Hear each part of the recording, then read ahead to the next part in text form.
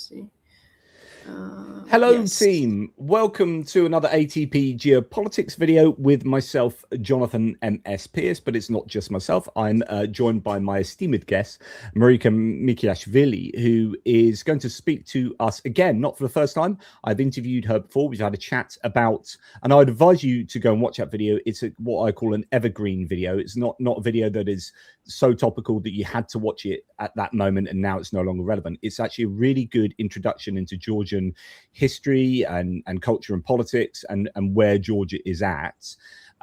So please go and check that previous interview out. And now we're going to sort of get the latest on what's going on in Georgia, as Marika is heavily involved in, and she'll introduce herself in a second, in terms of, you know, fighting for democracy and worrying about the future of Georgia. So Marika, thank you very much for joining us again. Do you want to just give the audience a fresh insight into who you are, what your expertise is, and your background and whatnot? Thank you very much, Jonathan. Thank you for inviting me again to speak at your platform. It's a pleasure. So I'm Marika Mikiashvili. I'm Foreign Secretary for one of Georgian Democratic Party's DROA, which is part of Coalition for Change, currently the largest democratic coalition, I would say. And so I do a lot of background work about documents, evidence. I am also part of democratic delegations to visits abroad. I am a lecturer at Tbilisi's Alte University. It's a private university. And also, I sometimes joke that my full-time job is Twitter, because I just update on Georgia on Twitter and Blue Sky all of the time. So I have a lot of media experience with foreign media. And that's it, I suppose. I'm post-Soviet, post-socialist transitions, democratization, security, let's say, expert. So yes, Central and Eastern Europe and Central Asia is my area of study. So as it says, I'm showing you her Blue Sky rather than Twitter for obvious reasons. DROA Party, Foreign Affairs, lecturer, researcher, CEE, Europe and Central Asia, governance, identity, hybrid threats, University of St Andrews alumna, good old University of St Andrews, and NAFO. So good stuff there. Okay, so would it be wise for our audience to just give them a little bit of a synopsis, run over again recent political history in Georgia and how we've got here through, you know, billionaires and Georgian Dream, and who Georgian Dream started out seeming like they were going to be, and then who they have become and why they become that, before we launch into where are we now. I mean, I just did a huge video yesterday on the Epstein files, and I was trying to join the dots between all these sort of billionaires and millionaires and movers and shakers around the world that are connected by Epstein, and to move away from thinking of it only as some kind of sex trafficking thing, but actually a way of very powerful people getting more and more influence around the world and pulling the strings and trying to change governance in countries, like people like Peter Thiel and Steve Bannon trying to do these things. But actually, I think it's a really interesting sense of that going on in Georgia, with moneyed, rich individuals being able to pull the strings of democracies and turn them to their advantage. So yeah, is that okay to sort of reset the scene? Yes, of course. So I'll start with quite a big piece of information, since we touched upon the richness and so on, wealth. Bidzina Ivanishvili, who's the current essentially dictator in Georgia, shadow oligarch. He's a Russian-made Georgian oligarch, and currently his wealth compared to Georgia's GDP, his personal assets, is worth around 25%. And that is down from 35% in 2015. Wow. So in 2015, 3 years into power, he had personal wealth worth 35% of Georgia's national GDP. Yeah, he is our only billionaire, basically. And, well, it's probably not very surprising how he pocketed the entire country, especially with very little and only emerging experience in democracy. So Georgia has a very millennia-long history, of course, but we regained independence in 1991 when Soviet Union broke up and Georgians actively fought for it. There was the April 9 massacre. by Soviet Russian troops in 1989. Then there was all sorts of Russian meddling. Honestly, Georgia is the testing ground of all new types of Russian meddling. There was this breakaway separatist regions supported by Russia militarily. Now Russia holds these territories militarily. 20% of Georgia, Abkhazia, and as they call it, South Ossetia, are occupied by Russia. There was a civil war instigated by Russia, all sorts of, state collapse. Really, in the 90s, Georgia was a failed state. We couldn't even collect taxes and so on. Mafia, gangster networks operating the country, military junta. Then Eduard Shevardnadze was the second president of Georgia. He was the former foreign minister of the Soviet Union, and he is actually quite loved in the West because he was the minister when the Berlin Wall fell, and he's seen as a positive contributor to peace in Europe. In Georgia, opinions about him are largely negative. Overall, though, situation more or less stabilized under him. At least it wasn't a military junta anymore, and the first steps towards the West were taken under Shevardnadze. So even Shevardnadze, as early as 90s, began distancing himself from Russia because he just saw that it was completely fruitless to give Russia concessions with anticipation that they'll do something in return. They'll do something noble in return, and there were several assassination attempts against him. But nevertheless, Georgia was extremely poor. There was no electricity. I also remember in my childhood the no electricity periods. And then there was Rose Revolution in 2003, which is part of what they call color revolutions now. Mikhail Saakashvili and the United National Movement Party came to power. And unfortunately, in general, Georgia's electoral system plus state administration has always been disproportionately favoring the dominant party. For example, in 2016, the party, which is now in power, they got 48% of national votes in proportional list, but the entire parliament, the constitutional majority, just because they have advantage of single mandates, single mandate constituencies, which they just take together all at once, simply because they have more votes than others, and they can manipulate those votes more on regional basis, because there are also regional networks of power and so on. Anyway, so in 2000s, Georgia saw a very rapid period of development. Then there was Russia's invasion in 2008, war with Russia, and Georgia's development was precisely why Russia chose to invade, because they couldn't stop us from becoming a positive and even unbelievable example in this post-Soviet and post-socialist world. Russia didn't want to allow that. And there's some really interesting parallels between Ukraine and Georgia in that way. It's this idea that we can't stand to see a successful, democratically facing country on our borders, on our doorstep, that might get, as people poke over the fence to look into Ukraine or into Georgia, Russians, you don't want them to say, hey, hang on, how come they've got a decent future and they're looking at flourishing, what about us? Exactly. So I guess it's part of that. Yeah, Putin always feared a spillover effect into Russia because, they propagate this thought that democracy or modernity in our part of the world is not natural. It's imported from elsewhere and it's inherently hostile. And that democracy will not work in our region precisely because it's not natural or something. They couldn't allow a success story. And Georgia in 2000s was a bright, shining bright success story. The anti-corruption reforms in Georgia have been talked about all over the world. For example, the road police, which was one of the most corrupt institutions in Georgia, was fired overnight because President Saakashvili thought that it would be just fruitless to recruit new and new people one by one, because the system was so rotten, it just had to be fired overnight.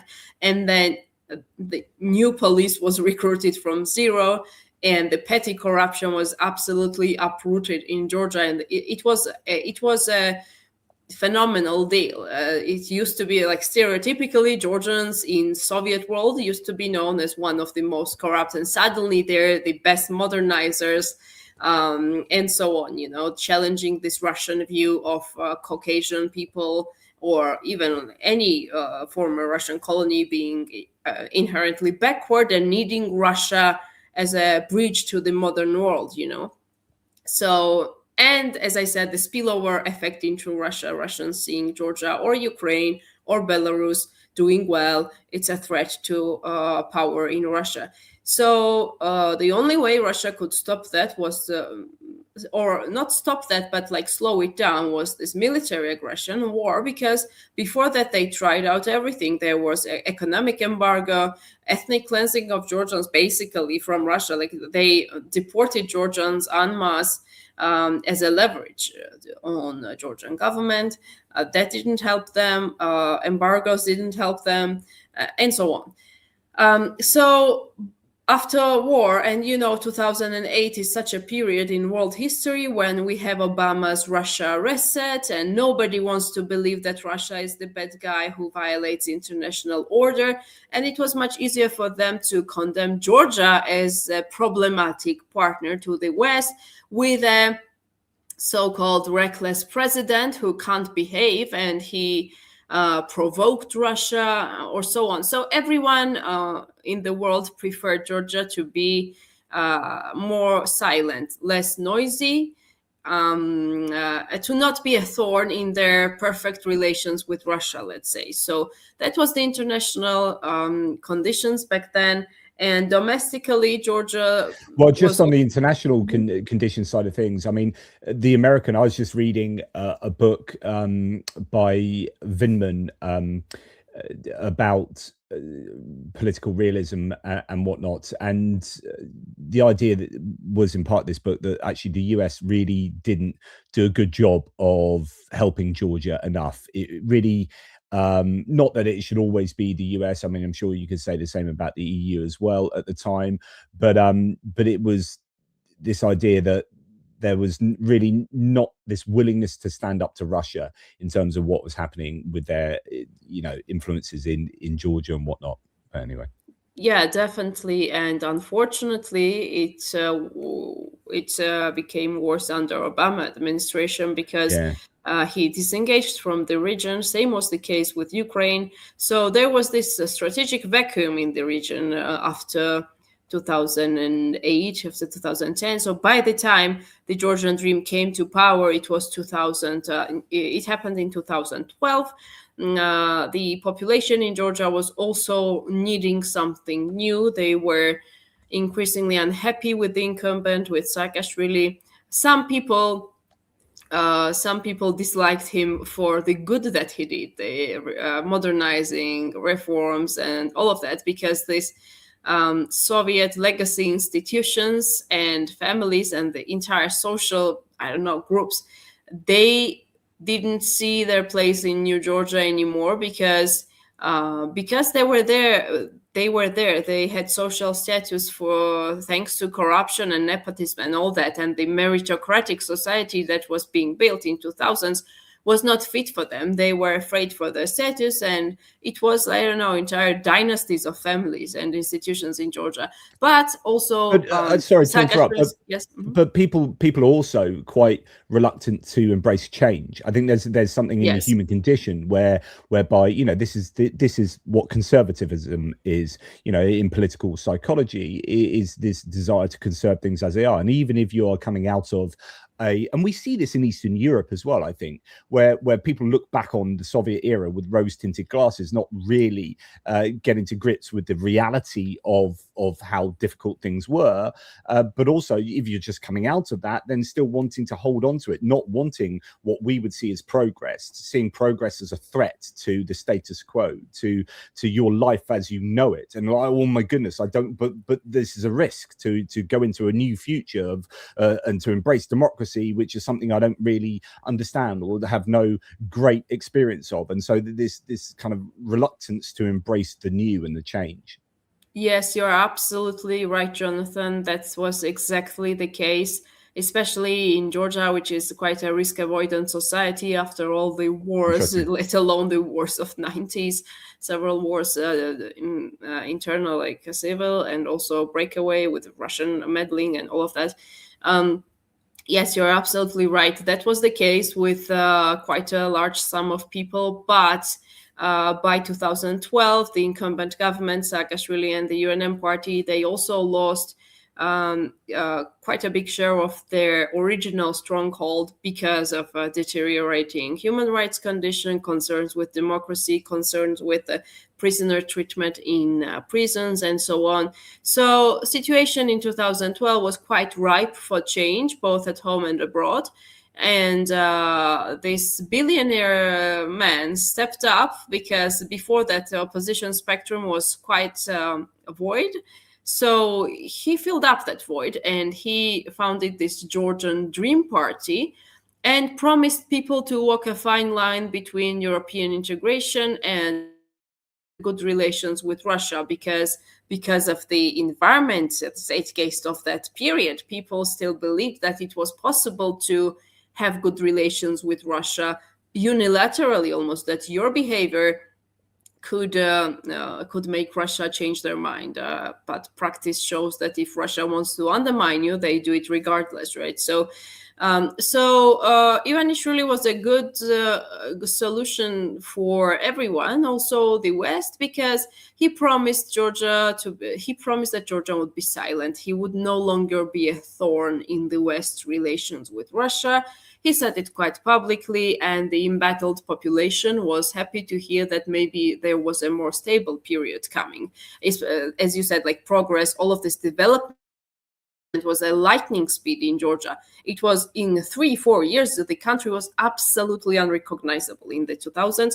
And I'm afraid that Russian propaganda was to quite a big degree successful to communicate to people that war was the cost of progress. And it's the case in the wider region, like even in Armenia.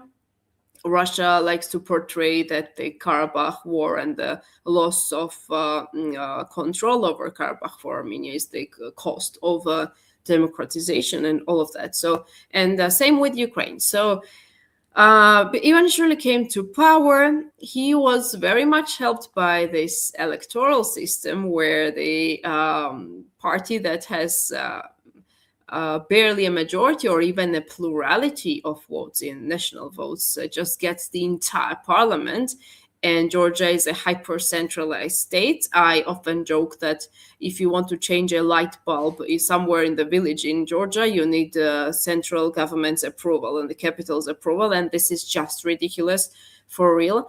And the money, because as I said, by that time, Ivanishvili's personal wealth to GDP ratio was about 35%. Additional reason why I think we missed lots of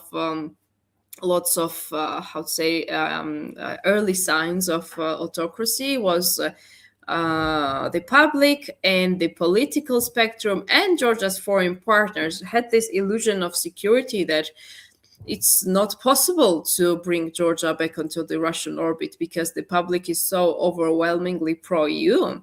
And although the Georgian dream was actually quite deliberately slow in the beginning with the undermining of structure of state institutions and the public, because they like the slow boiling of the frog. They didn't want to get too much attention. They wanted to poison the society step by step to cause low attention, but also there was this illusion of security. And by the time many people actually understood what was happening, the picture had already been formed, and I'm sure it's not too late, but the cost we're paying is much more than could have been otherwise. It could have been averted. Yeah, I find it interesting. I'm just going to show you the Georgian Dream Wikipedia page. Now, I don't want to devalue the conversation to just talk, refer to Wikipedia when I've got you here. But No, I find it I find it interesting. I read a book recently by Ruth Ben-Hiat called Strong Men, and it's written in Trump 1.0, and it talks about how democratic leaders end up becoming autocrats, not about, say, Soviet Union and these kind of arrangements, but where you have someone like Erdogan in Turkey, Viktor Orban in Hungary, where you have Jair Bolsonaro wanting to do that when he was in Brazil. These people that move democracy very quickly towards autocracy, and this is kind of what you're talking about here, and it's fascinating. Georgian Dream originally declared itself a centre-left pro-European party and held rather conservative social views, as you'd imagine, in the country. It was originally an observer member of the Party of the European Socialists. However, over time it moved to an explicitly culturally conservative, illiberal and Eurosceptic direction, leading to its expulsion by PES in 2023. It's today described as a left conservative or syncretic party.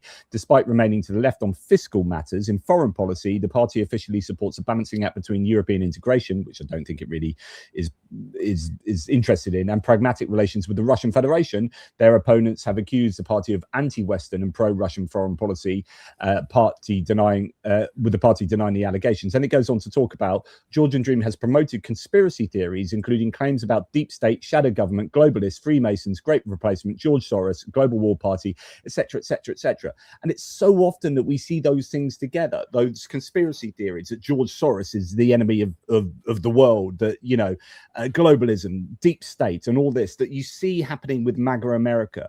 And you see that, and then when you see Steve Bannon coming to the European Union and trying to bring that thinking into European Union with AFD, with the Rassemblement National in France, and all the other sort of populist right parties, that seems to be exactly what Georgian Dream now is. Yes, I agree. However, Georgian Dream was never democratic. They just had to pretend democracy to anesthetize society, so that the people wouldn't pay attention how they were very slowly undermining institutions. They are opportunistic in terms of they don't have ideology. The fact that they were center left was only, I believe, only in negation to the United National Movement Party, which was center right. So whatever United National Movement would be, they would be the opposite. Now the opposition is for liberal democracy, liberal values in the good sense, like in Georgia, it's not even about like progressivism. It's just about human rights and basic, like the 20th century basic freedoms. And for that, GD is conservative or whatever, but also because their DNA is completely part of the Russian world. They will be part of this Russian narrative about the West being threat to family values or being part of this global war. The Georgian Dream's two most popular and impactful narratives in the recent couple of years have been that if the opposition comes to power, there will be war with Russia, because they say that the West has been pressuring the Georgian Dream to enter into a second front with Russia, so open a second front, and they did everything to shield Georgia from war. And this the opposition is so Viktor Orban. That is basically what Viktor Orban says. Exactly, yeah. But I think it resonates even more in Georgia because we are not part of NATO. We are right next to Russia. We are occupied by Russia. The Russian occupation forces stand 40 kilometers away from Tbilisi, which is, I don't know how much it's in miles, like maybe that's fine. I'll do 25, kilometers 30 miles, 25, I spent 30 4 miles. years talking kilometers. Yeah. I'm in the kilometers. But for the audience also, and the LGBT, if we pursue European integration, we will all become gay. So So that's the Classic. thing. But yeah, actually, they're a classic for sure. There are differences in opinions. Like, did the Georgian dream turn towards Russia later into their rule, or have they always been Russians? I believe that they came with the mission to bring Georgia back into the Russian orbit, because there's no former Russian oligarch, Plus, he was the biggest individual shareholder of Gazprom. He had 1% of Gazprom, which you just don't have, if you are not. You're answering my question. One of my questions is going to be Ivanishvili. How connected to Russia is he? And I'll just finish the previous one if you don't mind. But honestly, like, at the end of the day, I'm not really interested why they're Russifying me. Is that only the business interest, or they're ideologically fully Russified? The end result for me is the same. So, and this is not a transactional regime. Like some people, for example, about Serbia, they say that it's a transactional regime. But in Georgian Dream's case, there's no transaction big enough for them to give up on the Russian world, because Russian world guarantees for them forever rule. They want to be in power forever. And for European Union, and to even get closer to European Union, to even get more functional relationship, because now the relationship is zero, they have to undergo some reforms. And by now they know that if they undergo some reforms, they're losing power. And for them, power is eternal money printing and no responsibility. They're very afraid of criminal responsibility as well. As for Ivanishvili, well, he made his billions in Russia in 90s. The gangster environment in Russia in 90s. He was the biggest individual shareholder in Gazprom. He had 1% of Gazprom. He still has businesses via proxies and networks in Russia. He has land and properties. I think he had some bank in Russia and pharmacy chains. He is well connected with 90s Russian political elite, and I don't mean the democratic elite. And that's it basically. But most pressing issue is that his governance is like Russian style. So when we last spoke, it was just after there had been the Georgian Dream the elections, the general elections in Georgia, and there were these huge accusations that Georgian Dream rigged the elections in all these sorts of different ways. People at polling booths, two ballot sheets for each people, and then putting one here and doing all sorts of very, very much rigging behavior going on. And as we saw Georgian Dream trying to cling on to power, anti-democratically, and then obviously people came out in huge waves, very much upset with this. Although I presume outside of the metropolitan areas, was there still general support for Georgian Dream? Actually, I wouldn't say so. So, yes, there was mass election rigging on October 28, 2024. So in Georgia, unfortunately, and it reflects our reality, we have this term normal rigging, which reflects like manipulation and intimidation before election day, because the state has near totalitarian knowledge on everyone, whose mother needs cancer treatment, whose brother is in jail, who is vulnerable to being fired. And 20% of Georgia's current population depends on state assistance, and state assistance is not given on generous conditions. Like, you have to be absolutely destitute to be on state assistance. So poverty is well beyond state assistance numbers also. So when the state is a very big employer and the country depends on state assistance and all the manipulation, intimidation, sometimes, honestly, I'm surprised not at how we haven't won yet, but how we have the capacity to resist, let alone so long. So it's been more than a year now of daily protests in Georgia. Today's day, 435 of daily protests, and then add to it like previous months of protests. It is, I think, the most persistent, most prolonged civic resistance in contemporary Europe, for sure. Maybe even wider than that. Of course, yeah. But very large scale protests and clashes began on November 28th, month after elections were rigged, when this regime, no longer a legitimate government, so we call it regime, they announced a halt to Georgia's EU accession. The so-called prime minister just came out on a press briefing or whatever, and he said, we're halting EU accession until 2028.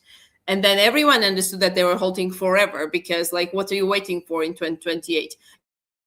In Georgian dream logic, what they're waiting for is that they say war in Ukraine will be over, the West will recalibrate their relationships, and we will be embraced again. What they mean is that when Russia wins the war in Ukraine, that's what they mean in their heart, then everyone will be fine with this gray zone and autocracy here, and they will have to speak with us, because then what will be left for the democratic world, right?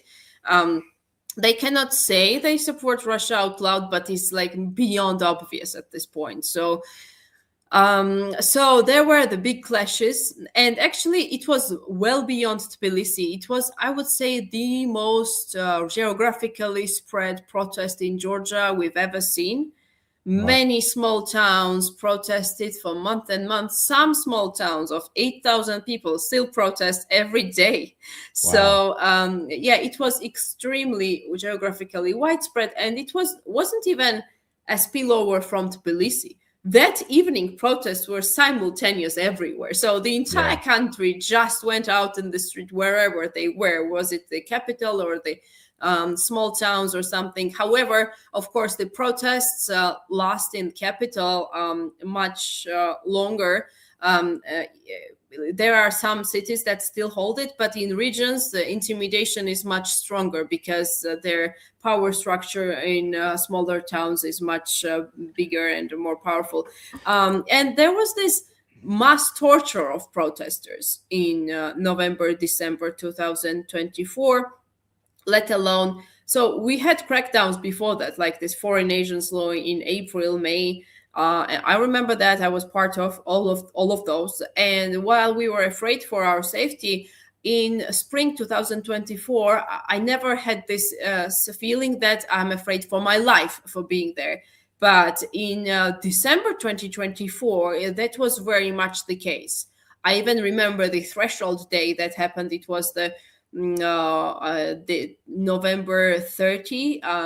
November 30 was the threshold day when we massively began fearing for our lives, because of how brutal these special forces, as we call them, the crackdown police, was. But they also had, it's worth reminding the audience, they also had the Titushki from the Russian thugs, essentially brought in to help out, and there were videos of supposed Georgian security services personnel speaking in Russian. So you're thinking, I'm fairly sure the Russians have got something to do with this, and it must be quite challenging as well. So you already talked about how the Georgian government have this kind of near total knowledge of its electorate, right? That everyone is being consistently observed, and there's all the snooping, and there's just a centralized government effectively harkening back to the Soviet era. And when you have been protesting since November 2024, and we're now in February 2026, and you're thinking, well, that hasn't affected a change, and people need to work, so people need to go back and actually function as a life, because they've got dependents, they've got children. You can't just protest all the time. And then this is, I guess, the Georgian Dream's position would be, we can just outlast these protesters, and eventually they're going to have to need to go back to work, and they're going to have to need to get on with life, and then we have it. We normalize our and there's nothing they can do, and they can feel powerless because we have total power over them. So it must be a really horrible position now for protesters. It definitely is not easy, I can tell you that, and I'll dive deeper into that. So now, just to digress a little bit, BBC made a documentary about credible evidence that the chemical agents have been used against peaceful protesters in November, December 2024. And now we call on international partners to conduct an international investigation into this possible chemicals use. As BBC said, it's likely the World War I chemical called Camate, which is bromobenzyl cyanide, because people have had very prolonged toxic poisoning symptoms. Even to this day, some people have symptoms. So that's a big issue currently in Georgia, and the investigation is not possible in Georgia because the regime opened the investigation and closed it in 4 days and said that, oh no, it was just a tear gas, no problem. The chemical was mixed with water cannon, which actually, even visually, if you look at the water cannon in Georgia, other water cannons in the world got nothing on it. Like, I remember the Turkish protests recently, and when I saw the water cannon, they're like, "Is this a water cannon?" Or well, because like the water cannon in Georgia throws water on such a big distance, like it touches everyone who's out there protesting. The chemical was used in the water cannon. Anyway, and the regime also investigates people officially, investigates people who gave interview to BBC and the evidence and the medical study, all of that. So like soon people might be jailed for speaking with BBC or like getting out the evidence or the word, As for, so the Georgian Dream's main hope has been that they would tire the protests out. And that has always been their strategy, When the situation is approaching a climax, they do a tactical step back. It has been their signature for years. Since 2019, we have been in near constant protest environment, and that is their visit card, like business card, always to do a tactical step back.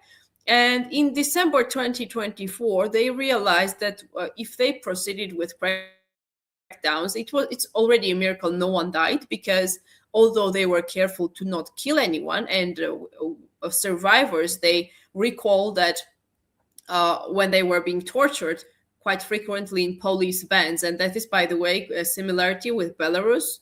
And Georgia, officially, Georgia's State Security Service cooperates with Belarusian KGB officially. So people were tortured in police vans and before detention. And they recall that whenever they were already almost dying, another policeman would say, "No, stop, he's dying already." So like they were careful to not have this visible red line crossed, because in Georgia, violence resonates extremely deeply. Not least so because everyone knows everyone's a small country, so they're very careful to avoid casualties. But it's a miracle that no one died accidentally, because of the severity of their injuries. And even the public defender, who is quite soft on the Georgian Dream, to say the least, he said that like somebody could have died easily with the degree of physical injuries people had, and one person was in a coma also, so for a long time. Anyway, so they stopped crackdowns in December 2024, and that is a big difference with Yanukovych, for example. In 2024, Bidzina Ivanishvili said that he wouldn't be Shevardnadze, so the second Georgian president who stepped down in a Velvet Revolution, and he wouldn't be Yanukovych. And in the hindsight, it's understandable what he meant, that he wouldn't make stupid mistakes such as killing people on the streets, stupid mistakes for the regime, because that is what made Yanukovych's rule absolutely unsustainable, right?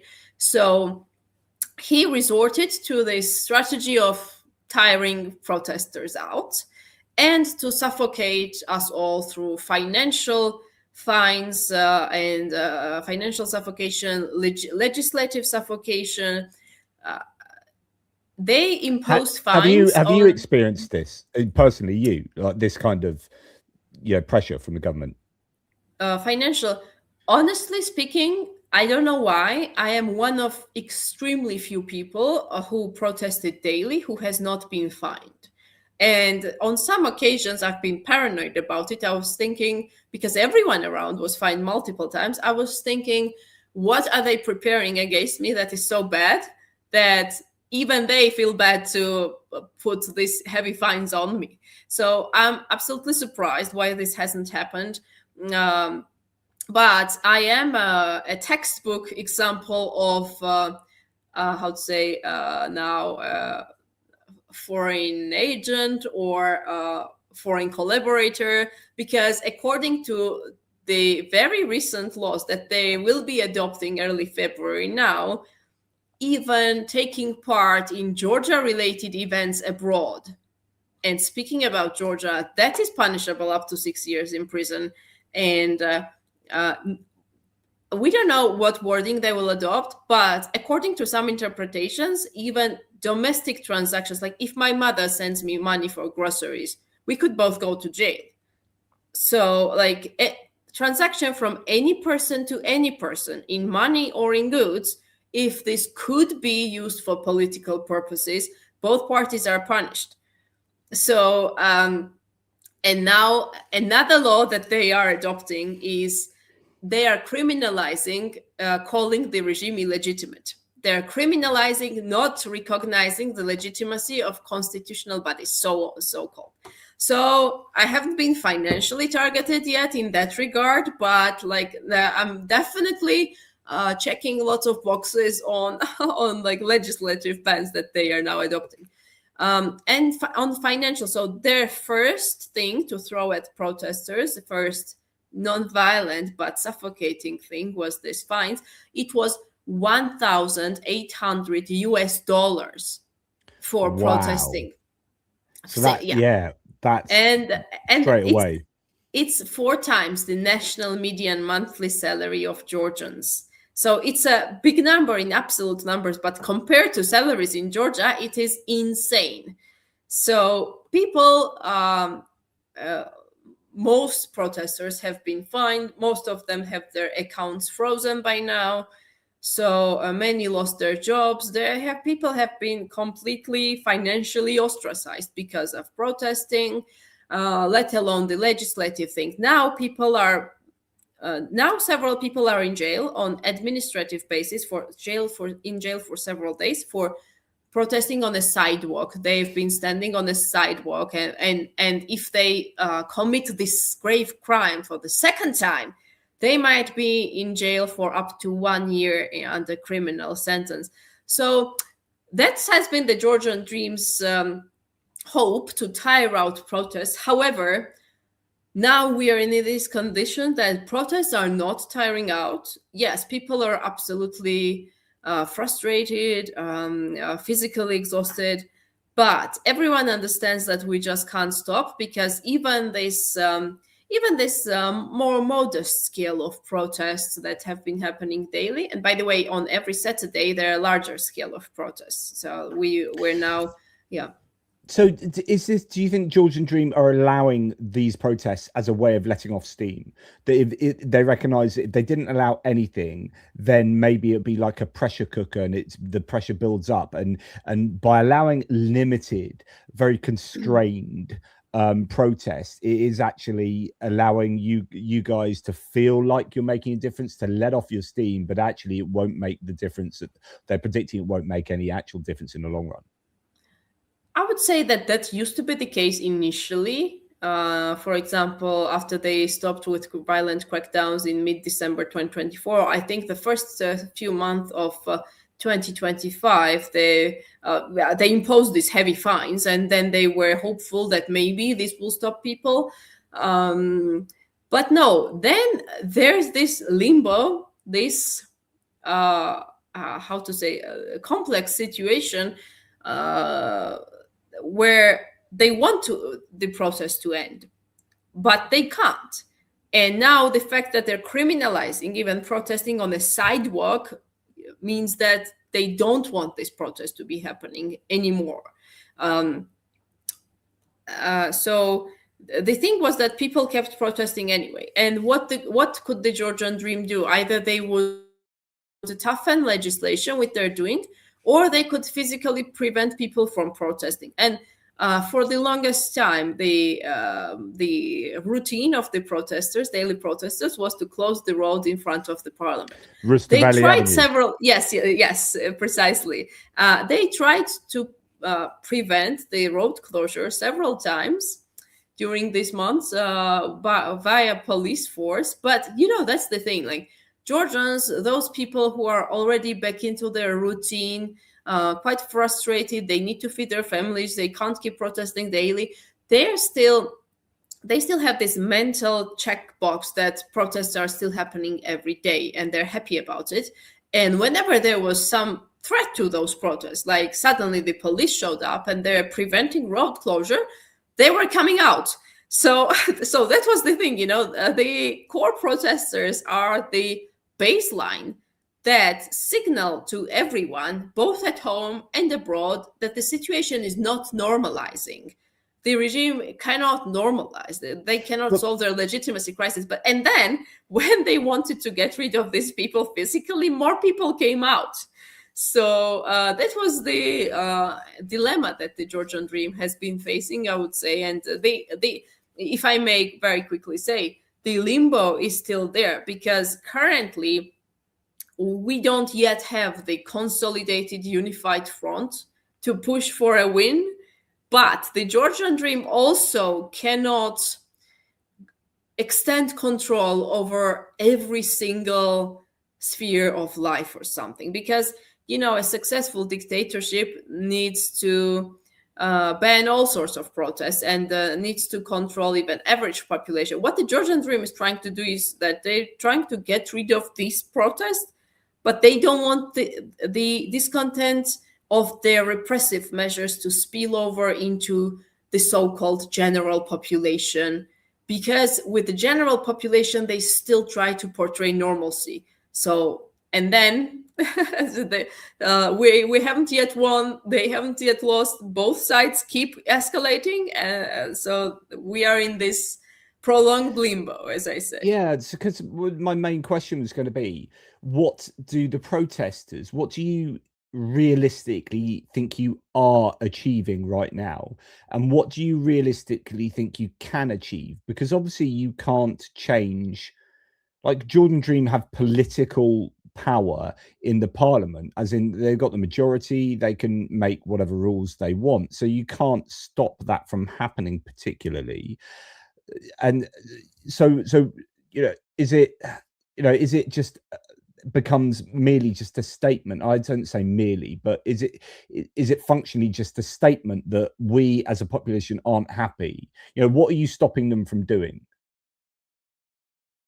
I believe that the continuation of protests is extremely important, regardless of what the immediate results might be, because however small, and as I said, there are certain days when it's larger, there are periods, there are certain occasions where it's larger. It just signals that the baseline is there. So the normalization is not happening, or if it's happening, it's more costly. So for example, many people, both at home and abroad, would be happy to write off the protests and be given the opportunity to do business as usual with the regime. And I feel that these protests have prevented such normalization both at home and abroad. So this is the marker of crisis. Our foreign partners also see it. They keep a notice that the protests go on. This keeps the international media. Of course, there's so much happening in the world. It's very frequently hard to be on the media radar, but still, it's like media attention. And I'm also part of international delegations, democratic delegations to international bodies. Like we attend very frequently the Parliamentary Assembly of Council of Europe, which is a unique place because there are national parliamentary delegations and political groups such as ALDE, EPP, Social Democrats. So you have the chance to meet with political groups and also national delegations, which is really unique and productive. So it's how to say, like drops in a big sea of discontent against the Georgian Dream. And currently, I feel like domestic, and this, since I'm I'm a foreign relations person, I can vouch for what's happening internationally. And the Georgian Dream's isolation has become institutionalized. So, for example, last year this time we had to fight verbally, we had to prove, we had to gather evidence, we had to stand our ground that the Georgian Dream needed to be isolated, and now it has become less of an adrenaline issue, but this is remarkable because their isolation is institutionalized. For example, last week, 24 OSCE states invoked Moscow mechanism, unfortunate naming, against the Georgian Dream, which is there will be an OSCE mission coming to Georgia regardless of the regime approval, and they will be studying gross human rights violations in Georgia, which possibly also includes the likely chemical weapons use, but not limited to that, like mass torture.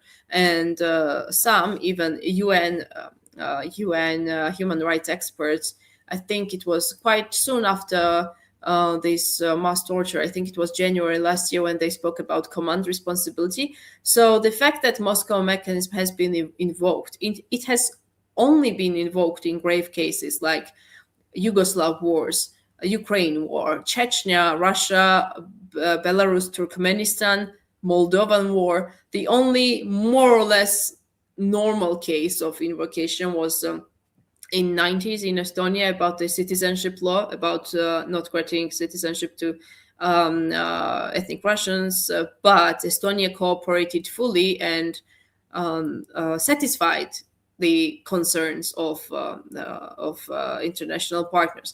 So this is the case Georgia is at, and I don't think their international isolation is reversible. Targeted sanctions have to be even stronger, and this institutionalized isolation, together with Moscow mechanism, if and when there will be an international investigation about the chemicals, so the Georgian Dream is becoming a pariah. And So, I'm yeah. Mm-hmm. well, no, this what I was going to say concerning your kind of the pressure from international players. The United States, frustratingly, has been long in this position to really help Georgia out. They've got this thing called the Megabari Act, Megabari means friend, I believe, in Georgian. So this is this act that has passed through the House of Representatives, but has stalled since goodness knows when. Since May the 6th, 2025. So like, what is that, 8 months ago or more, 9 months ago maybe, that passed through the House of Representatives, still stuck in the Senate at the moment.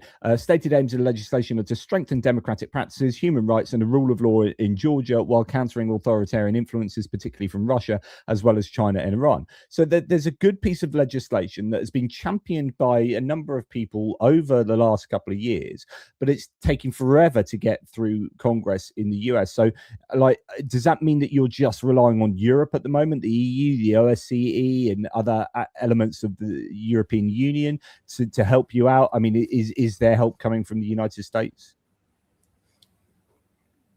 I would say that the fact that the United States hasn't embraced the Georgian Dream has been very frustrating for the Georgian Dream, because they've been pretty confident that they would have excellent relations with President Trump. And actually, Viktor Orban, you'd assume that they would say, well, look, you're helping out all these other populist right-wing parties, why are you not helping out ours? Yeah. They even addressed Trump with a letter like, you speak to all the dictators in the world, why not us? So basically, they feel very isolated.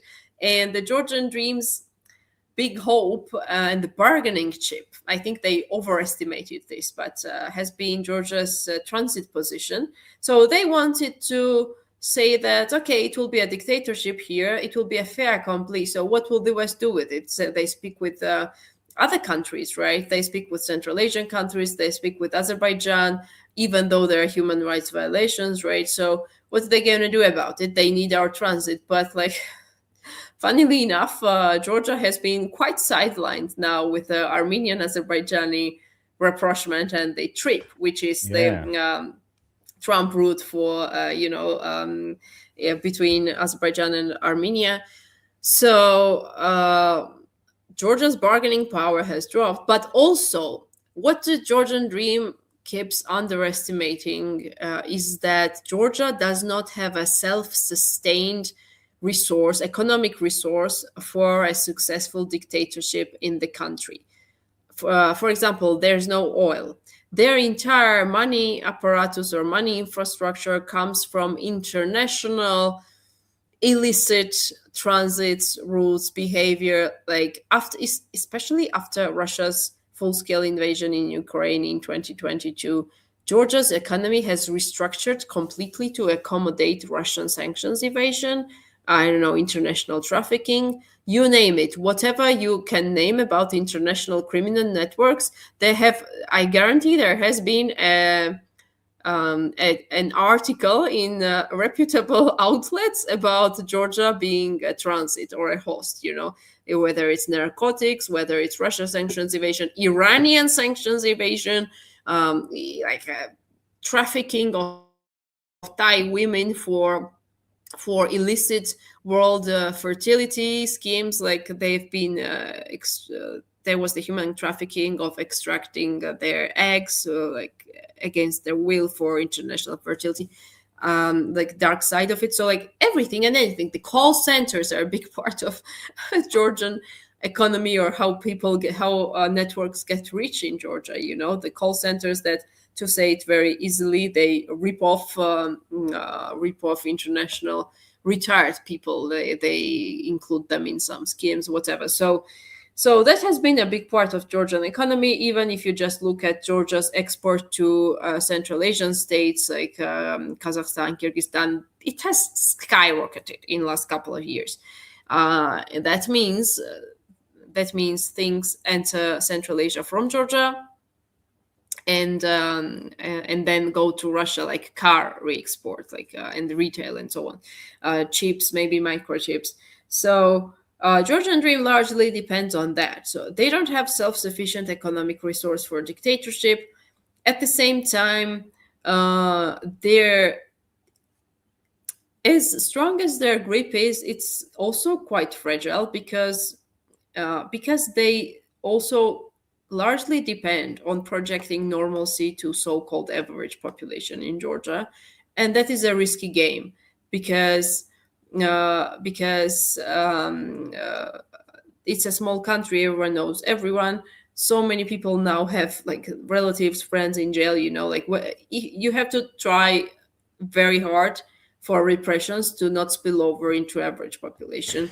Well, that's a really important point. So sorry to interrupt, but there's this theory in political science that there's called the 3.5% rule, or whatever it's called, which is that in society, if 3.5% of the population is a magic number, that if 3.5% of the population is in protest, then that is the tipping point that sends any nation into a tailspin, because everyone who is fighting back against a protest will know someone in the protest, and actually it then becomes really problematic because you've got the security services being set against their own families, and so 3.5% is this key number. Is that something you've thought about? Is it just that the protests haven't got to that critical mass yet?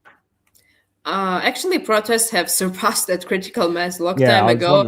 At some point, I think it was 10% of Georgia's physically available population out in the streets.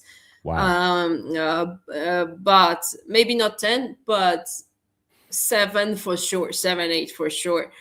However, it doesn't guarantee change because modern autocrats have adapted, have learned from each other. The autocracy incorporated. So I think their tactics are much more flexible and well suited to overcome even that 3.5. But you're right in the sense that it triggers maybe even prolonged processes, which is Georgia's case.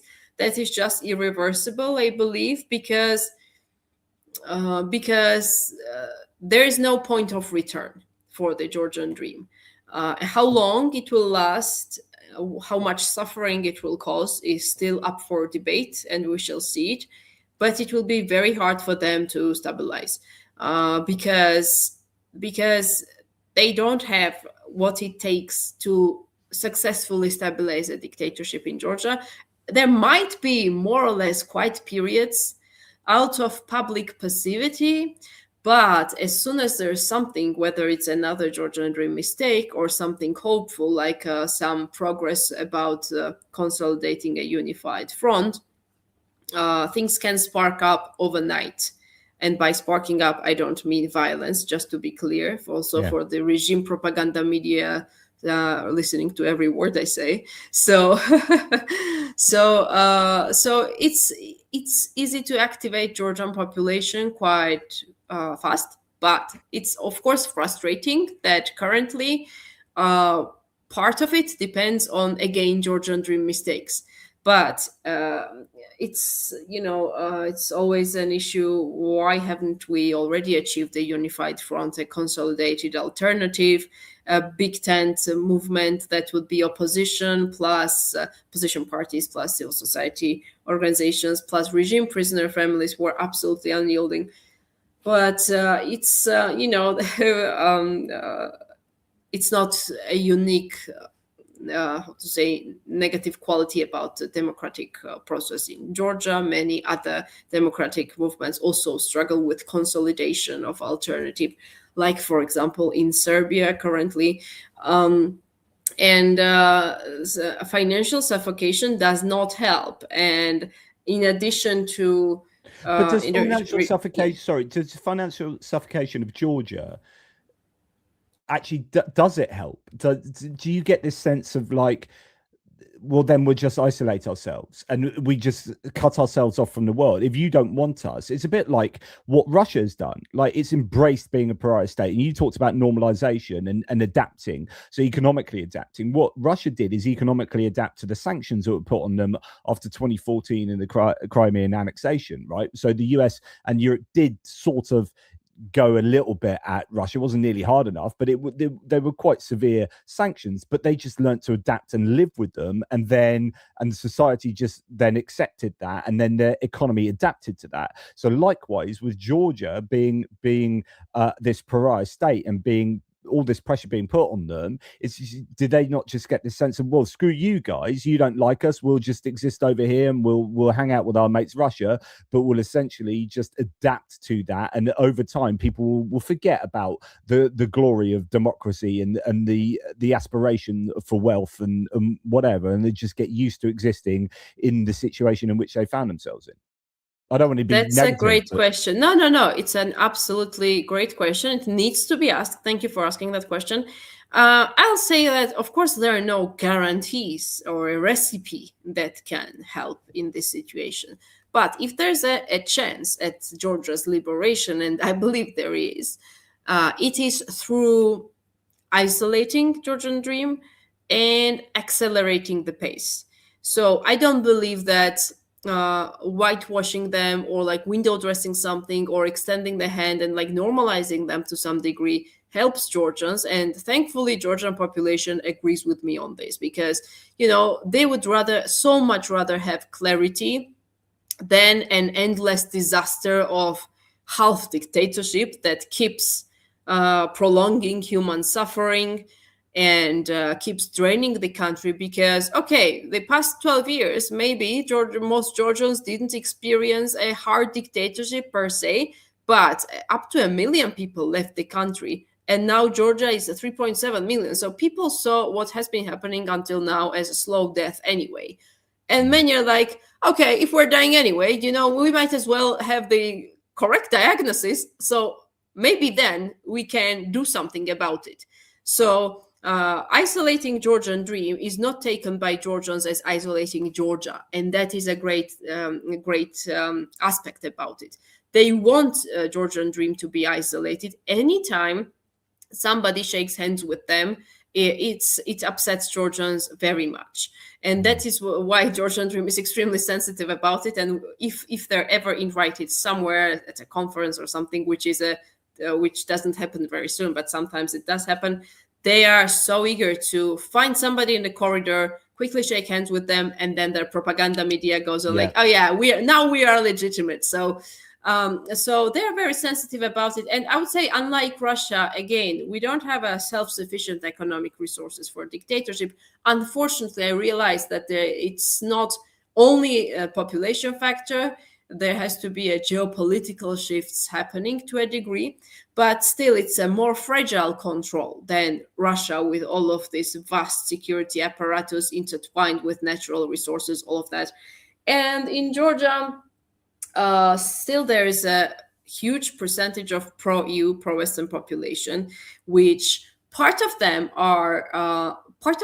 have lacked clarity until recently, at least, but this clarity needs to be maintained always.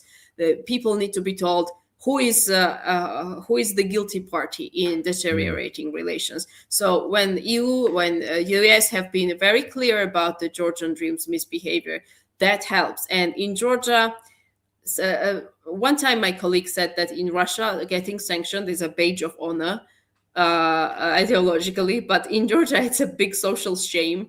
You can't tell anyone you are sanctioned. At the same time, you can't hide it from anyone because everyone knows everything anyway. So especially the economic elites in Georgia, they might not have wanted EU integration, but they wanted to be comfortably away and doing the half job of pretending to be on EU path or something.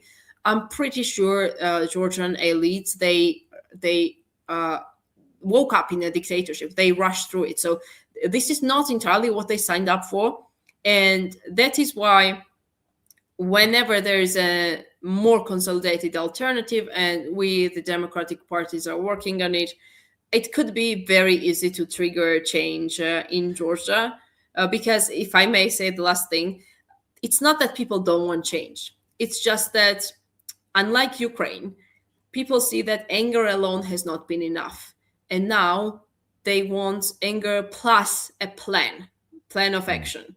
And they're waiting for a plan of action. Ukraine never got to that, again, because Yanukovych was stupid enough to shoot his own foot. So. Yeah, so before we get to then what you're hoping for and the kind of plan out of this, there are just two aspects I want to talk about. You kind of touched on propaganda and wanting a good photo shoot of, say, when Georgian Dream are interacting with people on the world stage. What is the media like there? What's the internet like? When you say everyone knows, as you just did, everyone knows about X and Y, do they? Is there the ability? I mean, in Russia at the moment, they're really clamping down on social media usage. They're banning loads of apps. They're making sure that you have the Max app preloaded on any new mobile phone. And so they're really trying to make it very difficult for Russians to be able to access the outside world. What's it like in Georgia? Can people still get a good sense of what's actually going on? Or is propaganda is obviously going to be rife, but does it have an effect? How effective is government propaganda? Well, of course, the government propaganda is to a degree effective, and in that regard, rural population is much more vulnerable to propaganda. With the resources they're pouring in, and with the $0 that we have, it's again, sometimes I'm surprised more at how the resistance keeps going, not how we haven't won yet. When I say everyone knows, I should have been more specific. Like in the case of sanctions, everyone who matters for the sanctioned officials, his elite friends, they know. So elite decision making, all these structures, they know. Maybe somebody in rural Georgia doesn't, of course, the information doesn't reach them. But I think sufficient amount of people and sufficient social groups know about what is happening. And usually this is, to a degree, some sort of frustration phase, because people, it's no news anymore that the regime is Russian. So just discovering that the regime is Russian won't force people in the streets spontaneously anymore, because they've seen everything already, and they saw that anger alone was not enough to remove them or hold them accountable. So that is why now they're waiting for some probably a unified, consolidated plan, consolidated spectrum, democratic spectrum, which is again a step ahead of what was happening in Ukraine, because Ukraine never got to that, because Yanukovych just did not do himself a favor. He definitely anyway. So we are, I would say, a hybrid case. It's not Belarus, at least yet, although legislatively it's going there pretty fast. And it's not Ukraine, so it's some sort of a middle ground. That is why there's this prolonged limbo that neither side seem to be winning. Media and internet. So internet, I think they're rushing through these laws to also censor podcasts and media influencers. There are two media outlets two TV outlets that are critical. They're constantly under financial strain. I honestly don't know how they keep going on by now. But again, they try to be this mix of financial and legislative. But for now, for today, it is possible to get critical information in Georgia. They're still broadcasting and they're still online media. Yeah. So that, and then the second part before we talk about and then what? The second question was going to be about whether the EU, and I use EU as being what I see at the moment as the primary actor in supporting or pressuring Georgia. How is the carrot playing against the stick? So it seems like the stick has been brought out because EU accession has been now taken off the table to some degree, and it's a case of sanctioning Georgia and making them this pariah state. Are they still trying to give a carrot so to try and attract? Because, you know, at the end of the day, like, what's the most effective way to get Georgian Dream to change? Because unless you're going to have an overthrow of the government, it has to come from Georgian Dream themselves, right? So this kind of, I guess, feeds into the main question to you, which is, and then what, right? So, you know, are we expecting to see an overthrow of the Georgian Dream government? Is that how you affect change, or does this have to come from GD themselves? And if it comes from GD themselves, then they need to be there needs to be significant enough attraction for them to do this. There needs to be enough carrot. That's a great question. I don't think there'll ever be enough carrot. That's what I meant. It's not a transactional dictatorship. Yeah. Because nothing will ever outweigh for them the benefits of being in the Russian world. There's no billions sufficient that you could give them. Why would you? Like, it's not how it works. It's not how EU works, right? That would they would make the similar amount of billions in a year and make it endlessly under the Russian world, right? And they would not be held accountable. So I don't think carrots will do it. Carrots to the people of Georgia might do it in the sense that the original draft of Megobarry Act, which is now it's changed, but original draft said that once relations were ameliorated, and it was meant that once the Georgian Dream is kind of like held accountable, then there can be visa liberal, like easier visa access to the US for Georgian people. So institutionally and structurally, differentiating people from the regime is important. And for example, what the EU does is that they are imposing visa regime on the Georgian Dream representatives, but Georgian people can still have visa-free access to the EU. And this sort of things, you know, like if and when the relations are, when Georgia becomes democratic again, when the path is restored, the Georgian people can be given carrots. That is fine. That is very much appreciated, and that is necessary, I would say. As for what will force the Georgian Dream to consider, and by the way, very quickly about Megobarry Act. Megobarry Act was stuck in the Senate because it cannot pass the hotline. The hotline means that the draft is being sent out to everyone, and if no one is against, it is considered approved without hearing on the floor. Because there are so many legislative pieces, so many bills in the Senate that they simply don't have time to debate and physically go through everything. And it does have a majority in Senate as well. It never goes to the floor because there's always a shortage of time, and many bills in the US never see the daylight, unfortunately, for that reason. So hotline has been stopped by a couple of senators, and there has been investigation into that. Just last week, there was this the article in The Hill that says that Texas oil executive lobbies against Georgia sanctions legislation, and Republican donor Steve Nicandros was named to be lobbying against the Make-A-Barry Act. So Georgian Dream does all of what they usually do. As for what will force the Georgian Dream to come to negotiations table, whatever, and whether it's possible to overthrow the Georgian Dream, I would say that probably in world history, and I've been researching this a lot because I'm also curious what the scenario can be in Georgia, right? So the overnight overthrow or something from the streets is in theory possible, but not usually how these kind of regimes are defeated.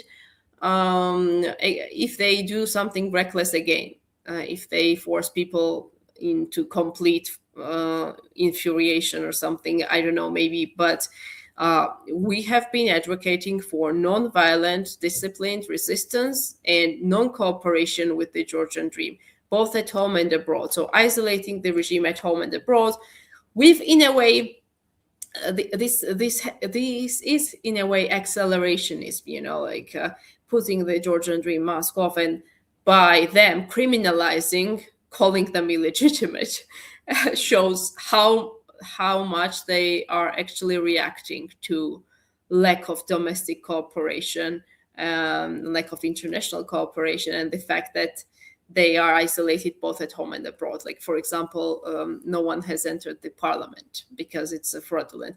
Okay, one party did, but then they stopped being perceived as opposition by the people. So one really major card that the West has is cutting off Georgian Dream's financial lifelines. I think until they feel money shortage, they'll have this bravado, they'll act more confident, and they will be able to pretend with their elites that everything will be okay. Oh, that has been a major case, by the way. Like they've been calming down their elites. Like, don't worry. Now in a couple of months, everything will be okay. Everything will be back to normal. Will be normalized with the West and so on. That the protest will be over, and that is not happening. So I would call on international financial institutions, for example, to really pay attention what you're funding and where your funds go. Is it really the people of Georgia? Is it hospitals? Is it schools? Or is it the big pockets of Georgian Dream officials who use your money for crackdown and for their repressive apparatus? So that is very important. And then I can go on to other aspects. You want to say something? Yeah, so I was just trying to work out then what your plan appears to be, or the best course of action, the biggest chance of success would be to lobby international agencies like the EU and the US to sanction Georgian Dream political party more directly and starve them of their funding, so that forces Georgian Dream or something to happen within Georgia. Is that what you're advocating as the best course of action? Including, but not limited to. We understand that international isolation without domestic isolation is not really possible. So if domestically people normalize the regime, then why would the internationals care about holding them accountable? So we very much support and do everything possible to for the longevity of the protest, non-violent protests, and non-cooperation with the regime on every level, on every institutional level, on, like, I don't know, we advocate for even maybe not even saying hello to them, So can I just say, I've got to interrupt you here, because that is a really bloody good point that I've never really thought of before. So of course, if you've got a pliant population, a pliable population that's compliant, that just it normalizes Georgian Dream and gets used to the situation it's in, then actually Europe and the US and anyone else just looks over and goes, well, they're all right, aren't they? Actually, there's no need for us to particularly help out, try and do a regime change, if you like, in Georgia, because everyone's all right with that. So, but actually, like, the real value of protesting isn't in that you are going to enact an immediate change yourselves by protesting, but actually communicating to the outside world, we need some freaking help here, and we're going to continue to tell you we need some freaking help here, so that you help us, and that together with us from the inside forms a enough reason for there to be change inside Georgia. Definitely. It also signals to domestic elites that things are not going back to business as usual. But internationally also. And actually, I think that like by now, the Georgian dream has thrown so much at the people that even if protests are not going to stop, but even if protests just stop overnight, I think right now, Georgia qualifies to be treated as like forcibly subjugated like Belarus is, you know, and not signed up for a dictatorship voluntarily kind of case. But this is what I'm saying, that the GD is not capable of actually stopping the protest. However, at this point, we're not entirely equipped to push through in terms of like actually win today. And winning without any material resources is extremely hard. I swear I wanted to I was at a TV channel. There was an interview I gave in Georgia TV channel, and I liked this piece. It was like 3 minutes or something. I wanted to boost it on our democratic infrastructure Facebook pages, and there was no money for a boost. So eventually I robbed my family the 15 euros or something and funded boosted this video on my own. So how do our partners imagine Georgia democracy wins when it is barehanded against the entirety of Kremlin resources, right? And the foreign agents law, of course, exactly. stops that money. So you can't even appeal to some kind of European or American or even charitable donation to help you do that, because then you'll fall foul of the foreign agents law. Yeah, and now they are making the law tougher. They are prohibiting Georgian businesses from expressing political opinion. So basically, they are prohibiting Georgian businesses from funding us, any of us, even independent media or like CSOs. And it has been a de facto ban because businesses have been afraid of overnight closure and crackdown because the entire judiciary and the police is the regimes, right? But now it's becoming legal. And plus, as I said, according to some versions of the law that they'll be adopting, domestic transactions are also banned. Like, again, we're wondering, will our family members will be jailed for them sending us like grocery transactions or something? And it will be banned for people to take part in Georgia events abroad. I'm not entirely sure if it concerns established institutions like Council of Europe or it's more about privately funded things like Georgian diaspora funding events, things like that. But nevertheless, and calling regime illegitimate is also going to be punishable soon. They are saying this. So, like, I don't know. In these circumstances, I think it's remarkable how people are persistent and resilient. So that in itself is kind of a big achievement that we're not normalizing the regime. And yes, so our path to victory is continuing nonviolent protests, consolidating a domestic platform, further isolation of the regime, which is a part of the global autocratic network, not just Russia, but also their critically pro-Iranian and autocracy. Exactly. Further targeted sanctions. Yeah, I hear so many times that sanctions didn't help. Well, if you apply them after 20 years that they're already fully entrenched, then it won't help. It helps when they're like still recalibrating and trying to survive and trying to rush through. I don't believe that this legislative crackdown, such a rushed dictatorship, is coming from a place of confidence for them. I believe they are trying to outpace their own problems. They're trying to throw everything at us in hopes that we'll get silent before they have to face the consequences of the structural problems that they're having. Then there's also aid to CSOs and international media, which is very important. As I said, like, you can't really fight the Kremlin barehanded. That is important. An international investigation into the likely chemicals used. That is very important, because we don't know what we will discover. There might be something like unthinkable. And it's good that the isolation of the regime is becoming institutionalized, like the Moscow mechanism, for example. It's a major thing. And we also need to financially exclude them from whatever they can be excluded from, like, because most of the money, it doesn't come to the Georgian population. It comes to their pockets, which then is used to fund the repressive apparatus. I'm not advocating for like cutting aid, humanitarian aid, but they just have to be double checking where the money goes. That's all what I'm saying.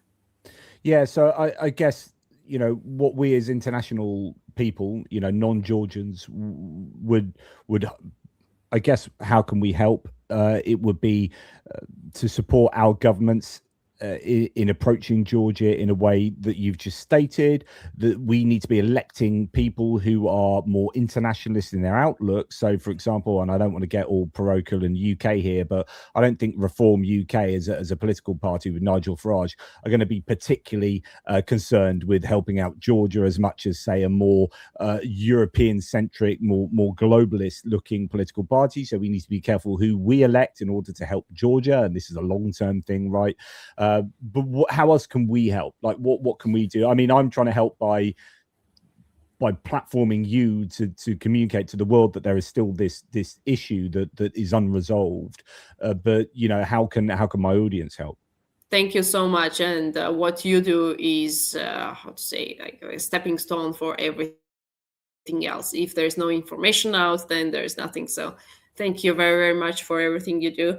In terms of what people can do personally without the need for government bureaucracies is, I suppose, amplifying our voices on platforms, Blue Sky, Twitter,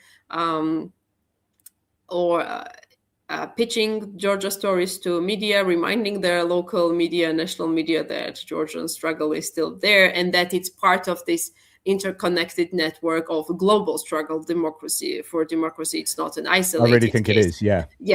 And donations could be very useful, definitely.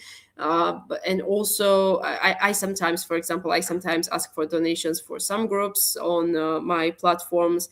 And then there's Georgia events, for example.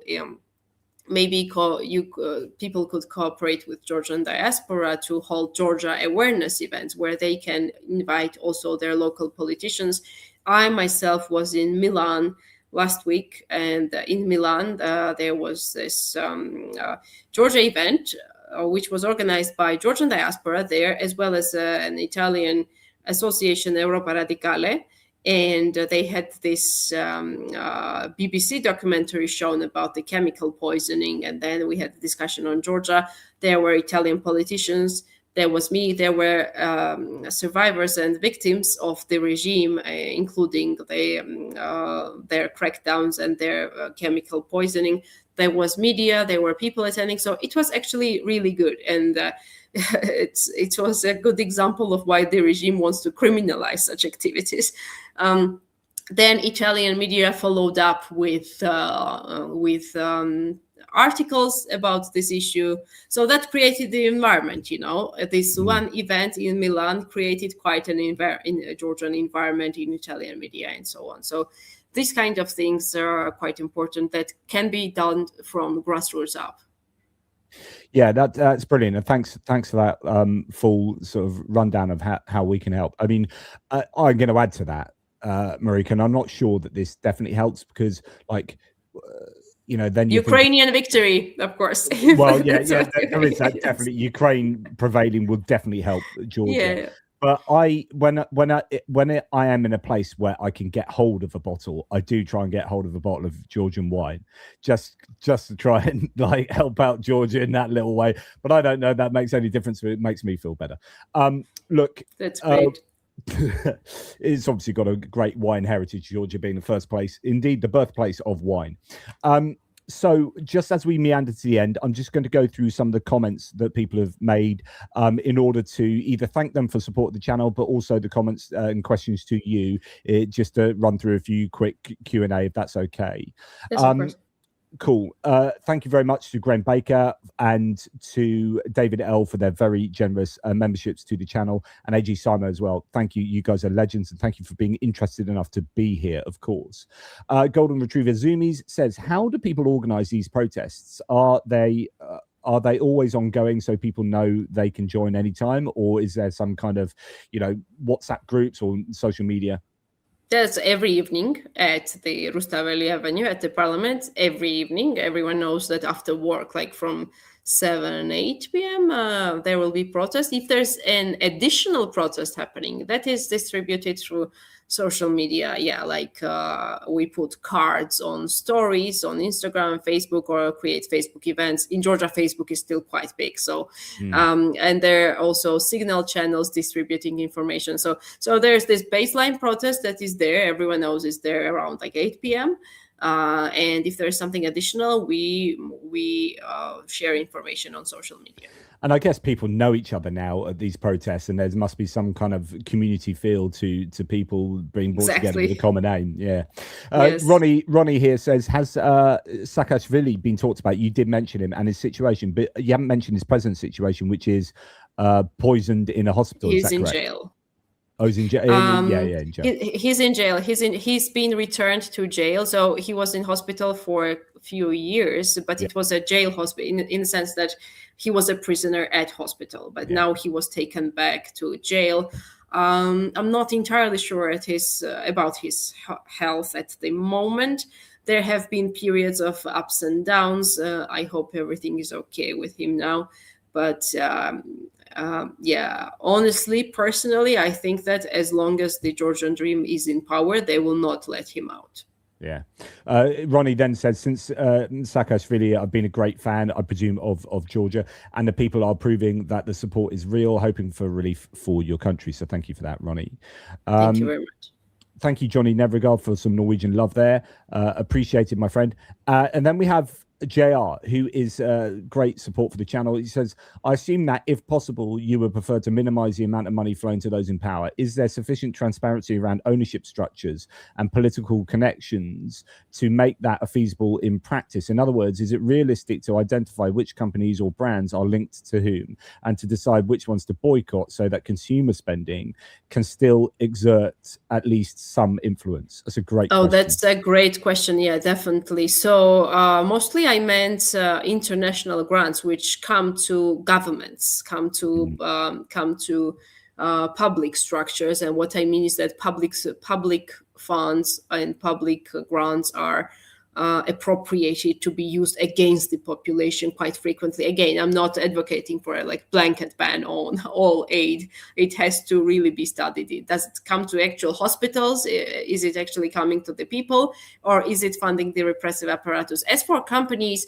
yes, definitely there are quite extensive lists of companies who are intertwined with the regime, companies who are owned by regime representatives, and people in Georgia have been trying to boycott such companies.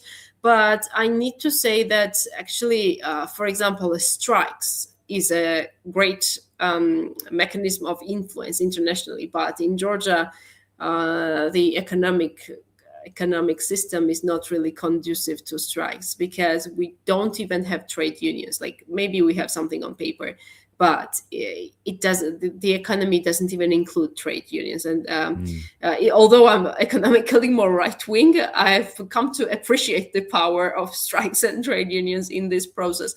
And they are not registering new trade unions. So basically, it's either companies, businesses, or people who work on income of $400 a month. It's bad for them as it is. So we have had attempts at strikes, but it's hard to have prolonged strikes, and then people are threatened with getting fired. Not least so because many companies are regime-related companies. So that is a big problem with organizing strikes in Georgia. And with business boycotts, since Georgia is, as a civil society, not very experienced state, of course, we are doing better off than many states in wider region in that regard. Georgian civil society has always been praised for resilience, but it's not been a long time since the collapse of Soviet Union and all of that. And we still don't entirely have this boycott culture.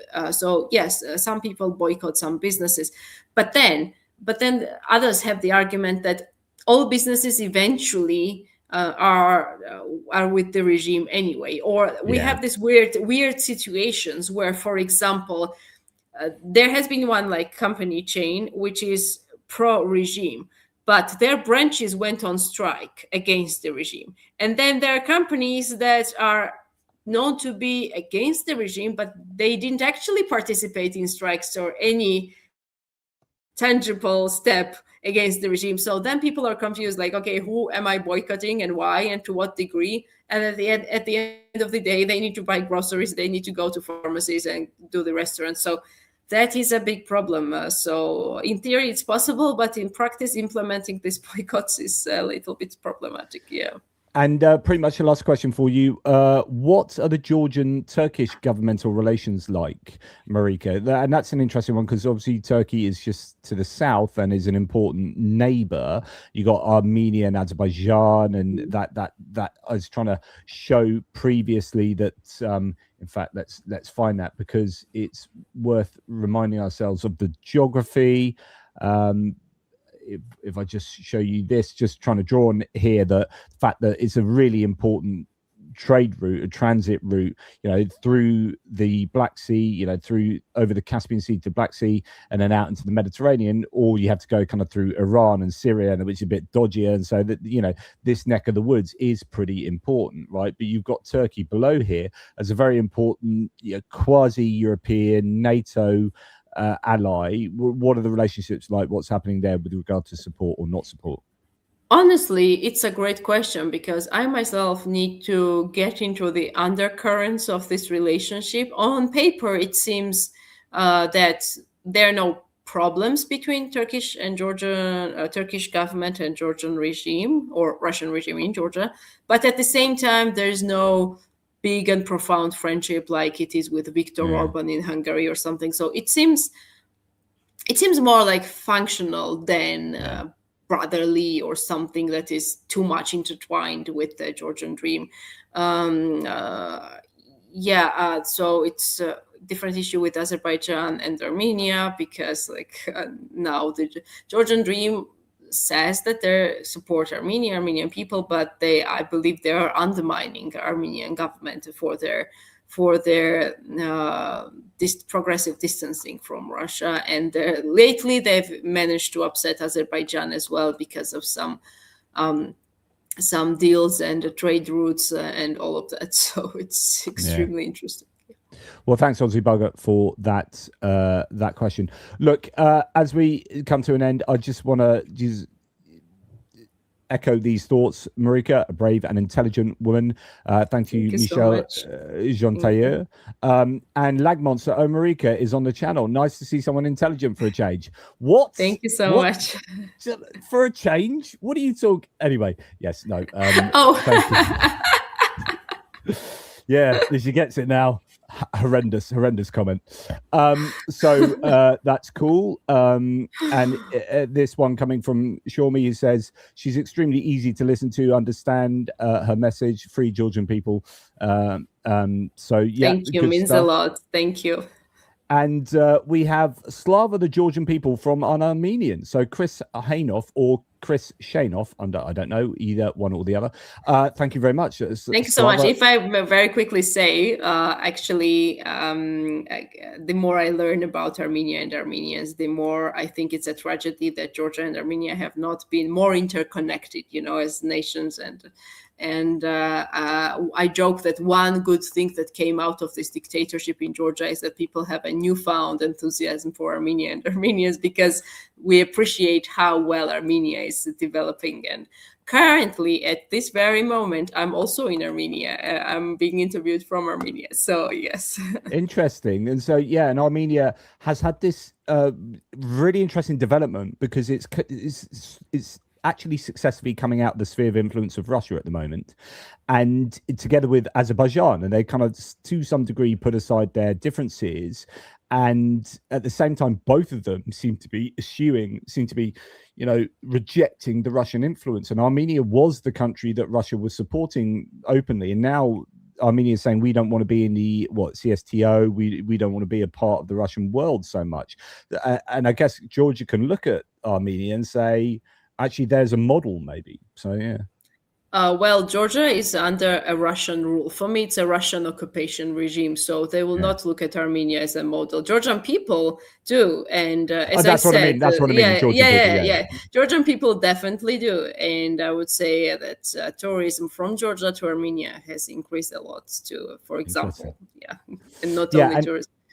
And in respect to Slava from an Armenian there, Steve Does Stuff says, we can say Slava Ukraini to show support for free Ukraine. What can we say to show support for free Georgia?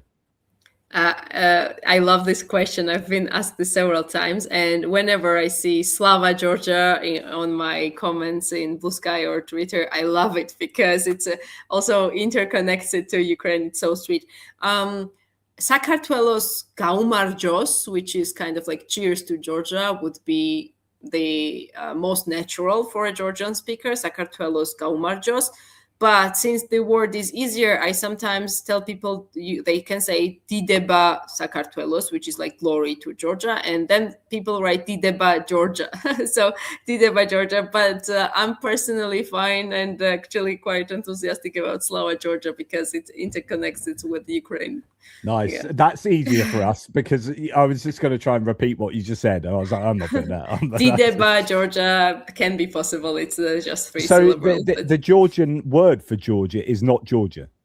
No, it's Sakartvelo, which is Kartveli means Georgian, and the language family is Kartvelian family. So this word exists in English as well. The sa and o prefix and suffix is a place indicating. For example, France is Saprangeti. So Sakartvelo is Georgia, yes. I did see that on the Wikipedia page I was looking at earlier while I was speaking to you, and actually I saw that word and didn't know what it was. So now I do. So that's awesome. Look, thank you very, very much for the time that you have spent with us. I really appreciate it, and I hope the audience appreciates the situation that Georgia is in much more clearly now. There needs to be a lot more work internationally, while at the same time people domestically need to maintain their protesting, which comes with all the challenges that you have very clearly laid out. And more power to those people and to you and for the work that you are doing in trying to present an alternative and a clear, you talk about a clarity. There needs to be clarity of message, clarity of plan, and I think that's really important. And I presume that that is what you are consistently working on day in, day out. Thank you so much. Thank you. It's my pleasure. Thank you. What any final words did you want?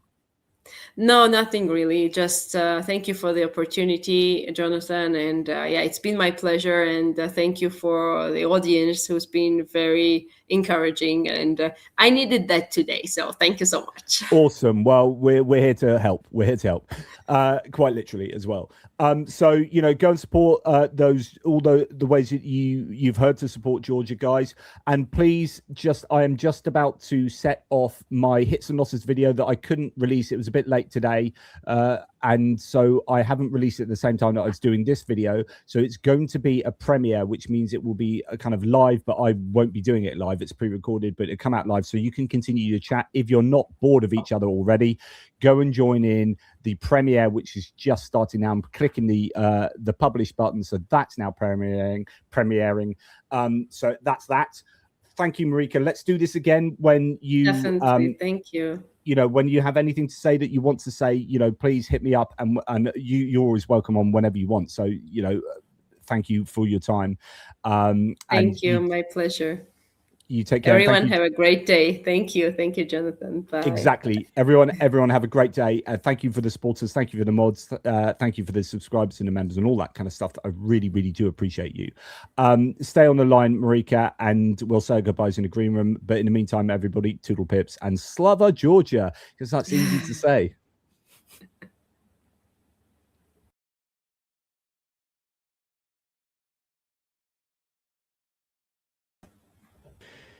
Thank you, Marika.